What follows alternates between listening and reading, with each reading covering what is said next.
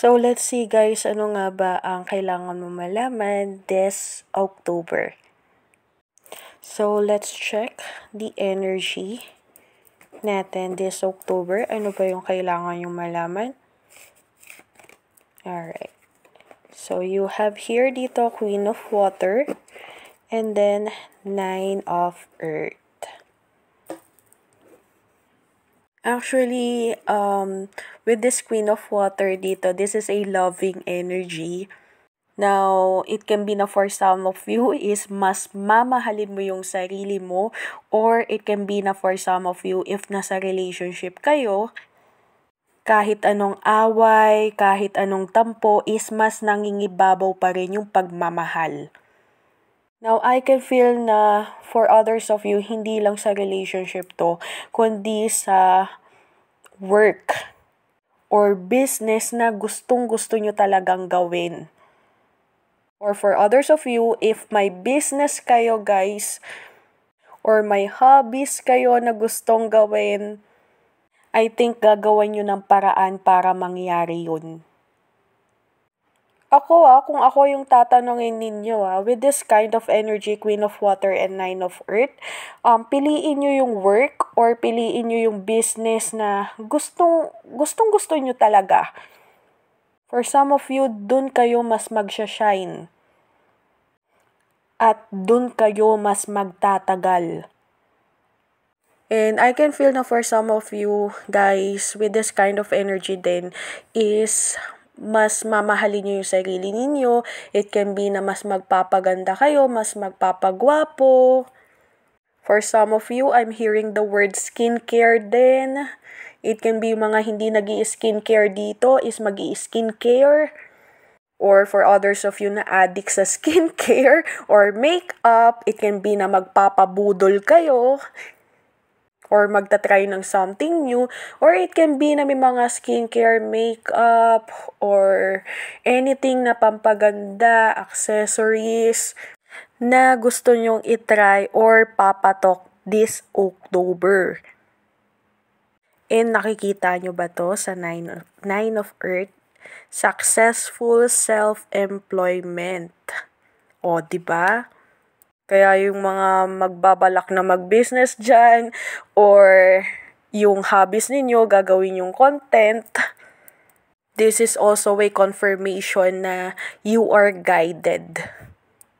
And there's a big chance na maging successful basta mahalin nyo yung ginagawa ninyo or yung tinatrabaho ninyo.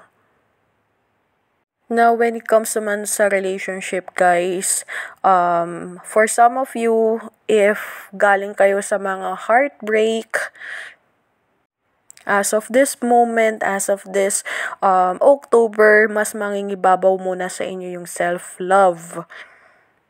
Now, for others of you, if may mga ka-MU kayo, possible na mag-level up yung relationship nyo na yan. Now, sa mga in relationship naman dyan, iwasan nyo lang yung pagiging feeling single pa. Yung for example, may problema kayo tapos sinasarili nyo lang, hindi nyo sinishare din sa partner nyo, especially pag tinatanong kayo. Kasi it can be na yun din yung mga magiging possible na away ninyo.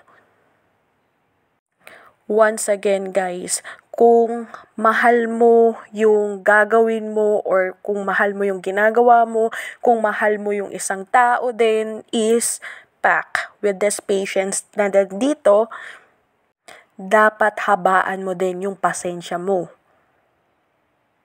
Now, let's see pa kung ano pa yung kailangan mong marinig na mensahe ngayong October. Ano pa yung kailangan nyong malaman? The Lovers. Sabi ko na nga ba, relationship din to eh. The World. And Page of Wands. So, with this Lovers na nandito, as I said, may aangat na relationship dito. Yung for example, friends kayo, tapos possible na mag-level up yung relationship na yan. For others of you guys, this is also a choice. Especially kung single ka. Nasa sayo yan kung papasok ka sa relationship or magsa-self-love ka muna. Actually, looking on this energy dito, guys, it seems like the universe is giving you a free will na mag-decide as long as masaya ka. And for some of you, the universe is giving you also a free will na pumili ng kung anong landas yung gusto mong tahakin with this Page of Wands. Kasi with this kind of energy dito, this is an energy na gusto mong sumaya.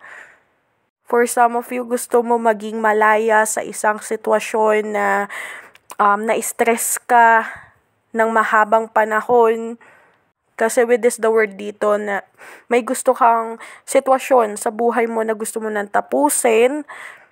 For example, nahihirapan ka na sa work mo and then gusto mo nang umalis. So, it's your choice. Or any situation na nagpapahirap sa'yo, gusto mo nang tapusin. And this is also a confirmation, guys, na you are guided. Lalong-lalo na sa desisyon mo at sa pipiliin mong landas. As long as masaya ka. Actually, right now, I'm hearing the song of A Whole New World, a new fantastic point of view. No one could tell us no, or where to go. So, pakinggan nyo na lang din yung song na yon. And, naalala nyo ba yung scenario doon na si Princess Jasmine nakasakay sa carpet na tuwang-tuwa, para siyang nakalaya? So, ganun yung feeling na gusto nyong maramdaman this October. And I know, guys, na yun din yung eksaktong feeling na gusto din na iparanas sa inyo ng universe. So, I hope it helped, guys. Once again, maraming salamat po.